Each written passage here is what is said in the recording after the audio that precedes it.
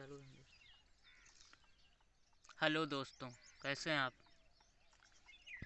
आज हम dollar chart को एनालिसिस करते हैं, क्योंकि डॉलर एक बहुत बड़ा कंसेप्ट है। क्योंकि डॉलर और शेयर बाज़ार दोनों का अपोजिट कोरिलेशन होता है। यानी डॉलर अगर अप जाएगा तो बाज़ार डाउन आएगा, बाज़ार अगर अप जाएगा तो डॉलर डाउन आएगा। फिर से रिपीट कर देता हूँ, डॉलर में जब स्ट्रेंथ आती है तो बाज़ार में वीकनेस आती है, जब बाज़ार में स्ट्रेंथ आती है तो डॉलर में वीकनेस आती है, और डॉलर और गोल्ड एक साथ चलते हैं। तो आज हम ये डॉलर का चार्ट देखें। पहले ये मंथली चार्ट है दोस्तों, ये देखिए। अभी हम इसको डाउन टाइम फ्रेम में देखते जाते हैं कि इसका मोमेंट क्या है। ये देखिए, वीकली चार्ट लगा लेते हैं। ये देखिए, वीकनेस है इसमें।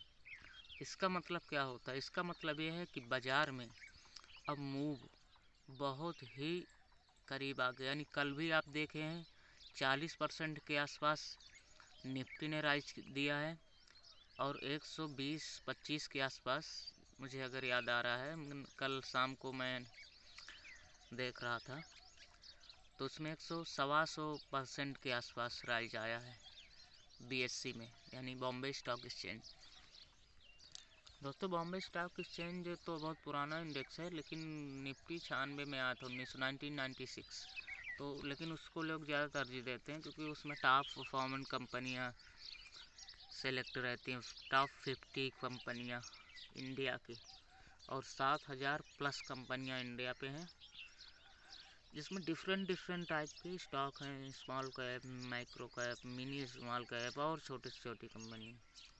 लेकिन दोस्तों, जो टेक्निकल, अगर किसी चार्ट में मतलब किसी स्टॉक को जानना है बिना फंडामेंटल देखे कि इसमें क्या इंटरेस्ट स्ट्रेंथ है, क्या इसके फंडामेंटल हो गए, तो आप चार्ट से काफ़ी हद तक अंदाज़ा लगा सकते हैं।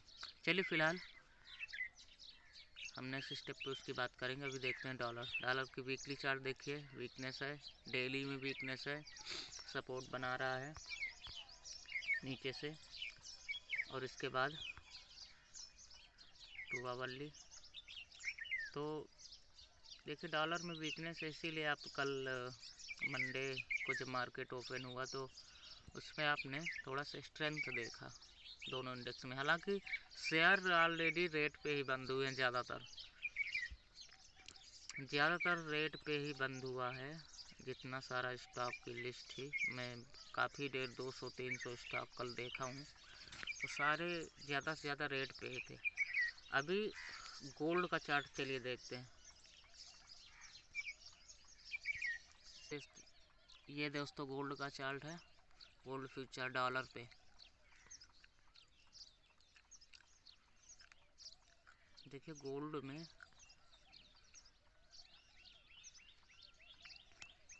में थोड़ी सी डाउन साइड देखने को मिली है। हालांकि अभी भी रेंज बाउंड है। ये देखिए, ये यहाँ से नीचे आया है, 2010 का हाई तो लगाया है 2025 का, लेकिन वहाँ पर टिका नहीं है। तो डेली चार्ट है, 2 आवरली चार्ट रेंज में है। देखिए, क्या है ना दोस्तों कि गोल्ड जो है ना, उतने में ही मूव करता रहता है। कभी रैली दिया, कभी ये मार्केट के फ्लक्चुएशन के हिसाब से डिसाइड होता है। दूसरी बात क्या है ना, इतना फियर सेंटीमेंट है बाज़ार पे कि लोगों, मतलब सबको पता है, सब जानते हैं बैक ऑफ द माइंड कि ये बाज़ार रैली करेगा। ये अभी नहीं करेगा, एक हफ्ते बाद करेगा या 1 महीने बाद करेगा, लेकिन फिर भी जो सेंटीमेंट है ना, वो लोगों को बाय नहीं करने देता। क्योंकि स्मार्ट मनी है ना, उसका ये इंटेंशन होता है स्ट्रांगली कि लोग पार्टिसिपेट ना कर पाएँ, तभी तो उनको मोटा कमाई मिलेगी ना। और बाज़ार ऐसे ही डिज़ाइन है, उसको आपको ब्लेम नहीं करना, उसको पार्टिसिपेट करना, उसके साथ साथ हमें चलना, उसके आगे भी नहीं चलना, बहुत पीछे भी नहीं चलना, थोड़ा सा पीछे चलना है उसके कदमों के निशान के ऊपर। ताकि हम आसानी से पार्टिसिपेट कर सकें बिना लॉस। और रही बात दोस्तों ट्रेडिंग की, ट्रेडिंग बिल्कुल ना करें, अभी ट्रेडिंग का वक्त नहीं है, आप लॉस कर जाओगे तगड़ा, इसलिए क्योंकि वॉलेटाइल है बाजार। अभी ट्रेडिंग ना करें, अभी पोर्टफोलियो बनाने का टाइम है, पोर्टफोलियो बनाने का टाइम है। ये हो गया हमारा गोल्ड का चार्ट। देखिए ओवरऑल डेली चार्ट देख लेते हैं एक बार। देख लॉन्ग टर्म में सब कुछ अप है दोस्तों, जब पैनिक नहीं करना। हम क्या ना, संदीप माहेश्वरी ने एक चीज़ कही थी कि हम वो चीज़ खोने से डरते हैं जो हमारे पास है ही नहीं। आप क्यों डरते हो? आप नियम से, डिसिप्लिन के साथ, जो नियम कहता है फाइनेंस का, जो सेविंग का नियम कहता है, उसी नियम से आप करते जाइए। आपकी यदि इनकम भी 20,000 है, उसमें आप 20%, यानी कि एक रूल होता है 50-30-20, मतलब 50% आप अपने बेसिक नीड पे रख देते हैं, 30% आप वांट्स मतलब गजेट, लग्जरी चीज़, कपड़े, बाइक, मुझे मतलब शौक करने तो आप वांट्स को रोक सकते हैं। क्योंकि आप अगर शेयर बाज़ार पे लंबी वेल्थ बनाना चाहते हो तो उसका क्या होता है कि आपको थोड़ा कंजूसी करना पड़ेगा, जिसको अगर बोल सकते हो अगर शुद्ध लेमन लैंग्वेज में, यानी आपको सेविंग करना है और कंटिन्यू करना है, कंसंट्रेशन के साथ करना है। और उसमें से 20% का नियम होता है निवेश का, तो आप उसको वांट्स को कम करके और इन्वेस्टिंग, यानी कि जो इन्वेस्टमेंट की जो सेविंग है उसको आप बढ़ा सकते हैं। जैसे 20% उसकी नियम कहता है कि आप इन्वेस्टिंग की सेविंग ले लेते हैं और वांट्स पे आप उसको 10% रखते हैं, 20% आप उधर जाने देते, तो वो हो जाता है 40%। तो 40% आप, या 35% या 30%, 30% तो करना ही है, तो आप उसको करते रहेंगे। और उसमें ट्रेडिंग आपको नाम मात्र का करना है, सीखने के लिए सिर्फ करना है। आप अगर किसी जॉब में हो आप तो नहीं भी कर सकते हो। आप लॉन्ग टर्म के लिए जब आप बिट करते जाते, पैसे डालते जाते एसआईपी के तरीके हर महीने, तो वो बढ़ता जाता है। एक टाइम पे आके आपको दिखेगा कि बहुत बड़ा पैसा बन गया है, मतलब काफ़ी मोटा पैसा बन गया है, पोर्टफोलियो हो गया जिससे आप बड़ी वेट ले सकते हैं।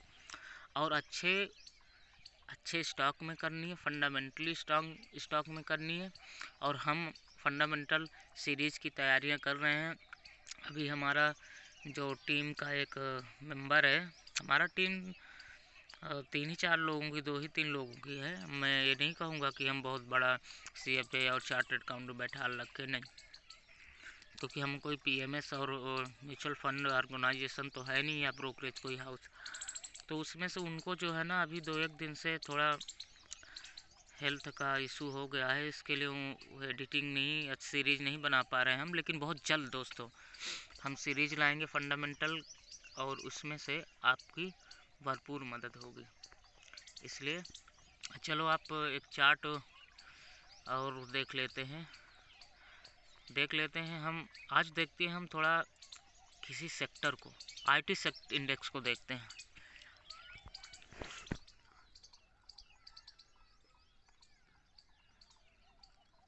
IT index, Nifty IT, sorry, Nifty IT, ये है निफ्टी IT, ये निफ्टी IT है। तो क्या है ना, IT सेक्टर की जो ग्रोथ है ना वो बहुत बड़ी है, क्योंकि पूरा वर्ल्ड टेक्निकल पे जा रहा है, टेक्नोलॉजी बेस्ड, सारे बिजनेस टेक्नोलॉजी की तरफ शिफ्ट हो रहे हैं। ऐसे में cloud service, live streaming, gaming, software design, development, जो फाइनेंशियल से रिलेटेड सॉफ्टवेयर होते हैं जो बैंक्स पे यूज होते हैं, उनका बहुत बड़ा फ्यूचर ग्रोथ है। तो इसमें स्मॉल कैप ही आप चुनने की कोशिश करिए, क्योंकि लार्ज कैप ऑलरेडी जब कोई चीज़ आप सोचो ना, मान लो आपका टारगेट बहुत ऊंचाई है, किसी आप जाते हो ना किसी टूरिज्म पे, मतलब कि कहीं जैसे लोग बहुत मंदिरों में घूमने जाते हैं, बहुत सारी पहाड़ी होती है, जब आप किसी टारगेट पे अपने पहुंच जाते हो ना लास्ट में, तो वहाँ पे आप क्या करते हो, स्लो हो जाते हो, ठहरते। तो जो बड़ी कंपनियां हैं ना, जैसे इन्फोसिस 4-4-5 ट्रिलियन डॉलर के आसपास कंपनी हो, तो एग्जैक्ट मुझे याद नहीं है, देखना पड़ेगा उसके लिए। तो ऐसी कंपनियां ज़्यादा ग्रोथ नहीं देती, स्लो देती, 14 से 15% का आप CAGR दे दिया तो बहुत है। लेकिन जो स्मॉल कैप ना, उनके सामने बहुत बड़ी चाल बाकी होती है एक्चुअली में। इसलिए देखिए निफ्टी IT है, इसका पहले मंथली चार्ट देखते हैं। ये देखिए इसमें अभी क्या है ना दोस्तों, सेंटीमेंट जो है ना, कभी अप कभी डाउन, कभी अप कभी डाउन, ऐसा चल रहा है। कभी लोगों को लग रहा है रिसेशन आने वाला, कभी लोग लग रहा है ग्लोबल मंदी आने वाला। तो इसके लिए कभी इस इंडेक्स ना फ्लैक्चुएट हो रहा है, नीचे ऊपर नीचे। देखिए वीकली चार्ट में भी वीकनेस है, हालांकि सपोर्ट बना लिया नीचे से, यहाँ से नीचे जाएगा कि ऊपर, लेकिन ऊपर की संभावना है 90%, मैं 95 मैं कहूँगा। कुछ नहीं आने वाला दोस्तों रिसेशन। लोगों में हल्ला हो जाता है ना किसी चीज़ का, तो वो बाजार करता नहीं है, कभी भी देखना आप। ये डेली चार्ट, इसमें भी वीकनेस है, लेकिन यहाँ से ये स्लो हो गई है नीचे की रेंज। लेकिन फिर भी दोस्तों ये सब ख़त्म हो जाएगा, बस कुछ ही दिन की बात है। सब फेयर, ये सब डर, फिर जब बाज़ार बढ़ जाएगा, लोग सब खरीदना चालू करेंगे, तब फिर उसके बाद उनका जो कॉस्ट ऑफ बोरोइंग है ना, वो कॉस्ट ऑफ जो पार्टिसिपेटिंग है ना, तो वो बहुत बढ़ जाती है। यानी कि रिस्क रिवार्ड जो रेशो है ना, वो फेवरेबल नहीं होता है। मान लो आपको, जैसे यहाँ पे आपको बाई करना है, ठीक है, आप लोग देखते रहे, जब यहाँ पे 2020 पे रिसेशन आया तो यहाँ पे कितने लोगों ने बाई किया होगा? बहुत कम लोगों ने, सभी डरे थे। अब उसके बाद जब लोगों ने बाई कहाँ किया, जब वो बहुत बढ़ गया, जब सारा सेंटीमेंट पॉजिटिव हो गया। लेकिन दोस्तों जब सेंटीमेंट पॉजिटिव होता है तब भाव भी वैसे ही होते हैं। और जब सब कुछ डरा हुआ होता है, लोग डरे हुए होते हैं, तो भाव भी उसी तरह आपको चीप रेट पे मिलते हैं। जब चीप रेट पे आप खरीदोगे तो रिस्क रिवॉर्ड जो यहाँ खरीदा होगा जिसने हिम्मत करके, वो कितना बाजार आ गया? बाजार आ गया 3800, करीब 38,000 से इंडेक्स आ गया नीचे। जो नीचे बाई किया उसको यहाँ भी फ़र्क नहीं, 28,000 आने पे वो 25,000 भी आ जाएगा तो उसको फ़र्क नहीं, क्योंकि उसने तो नीचे बाई किया ना। रिस्क रिवॉर्ड फेवरेबल था। ठीक है दोस्तों, बाय बाय।